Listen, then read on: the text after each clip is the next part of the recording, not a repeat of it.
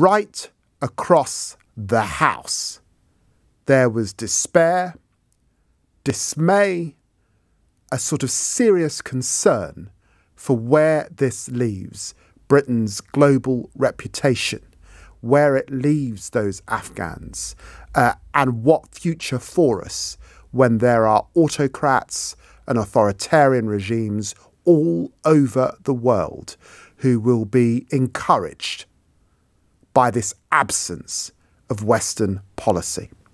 We are the sixth richest economy in the world. We are chairing the G7. We are a key anchor and player in NATO.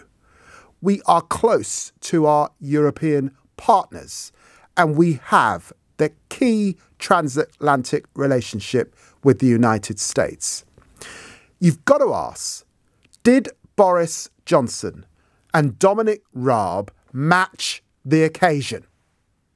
Did they come to Parliament with a seriousness and an authority that left their colleagues quiet and listening keenly on their every word? The answer is, of course they didn't. That Boris Johnson, the arch clown, appeared like an emperor who had no clothes. And suddenly in the House of Commons, it was visible to all that his bluster, his clown-like behaviour, his filibustering didn't work and couldn't work on this occasion. And Dominic Raab heckling others from the front bench on a sun lounger in Crete when officials are advising him and recommending that he call the Afghan Foreign Minister Hanif Atmar. And what's he say to them? He says he's unavailable, is what he says. So there's a key question today. Why was a holiday more important than saving lives in Afghanistan? And let me say to you very, very clearly, I have flown back from holiday, run back from holiday. I ran back from holiday at the outbreak of the 2011 riots. I ran back from holiday when a young woman was murdered in my constituency. I was in South Africa. 4 hours later, I was back on a plane. There are many occasions on which parliamentarians get back on a plane. And by the way, you may not know this, but you can use taxpayers' money to get back if you need to. And Dominic Raab could have got back if he needed to, but he didn't think it was important enough. Why? Because there's an entitlement. There's an entitlement that runs through these guys. It's a born to rule. I'd be back instantly because I don't feel entitled. I feel privileged. I'd feel privileged to do the job. It was pathetic.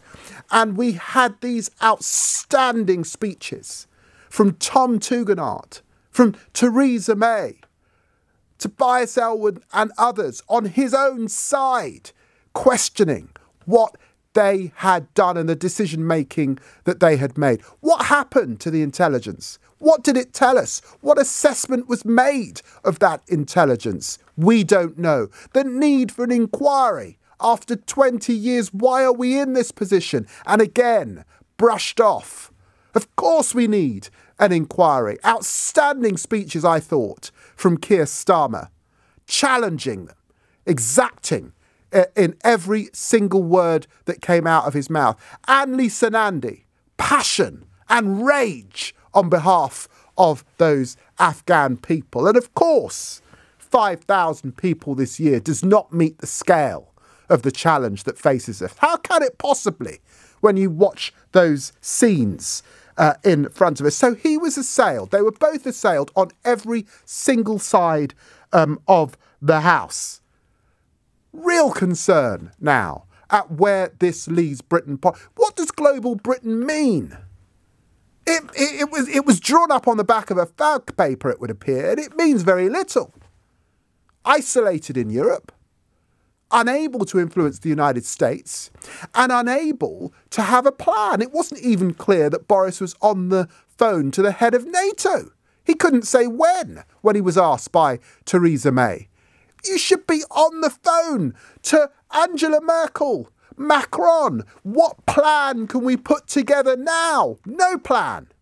No plan. We're all acting unilaterally. Now we're scrambling around, notwithstanding the position of the United States. And when he said that we could not have foreseen what was going to happen and that Britain was prepared for the fall of Kabul. Was it? We were prepared for the fall? How prepared could we have been? If that was preparation, my God, I'd hate to see what being unprepared looked like, and that we could not have foreseen. Well, the timetable, the withdrawal timetable, has been in place since February 2020. What do you mean we could not have foreseen? None of this made any sense at all. Boris looked painfully unequal to the seriousness that was required on this occasion. Platitudes, sound bites, rhetoric. It was pathetic. Utterly pathetic. I take no pleasure in that. No pleasure in that. And the reason I take no pleasure in that is because men and women lost their lives in our armed services, and this ought to be an occasion where we're able to rally round.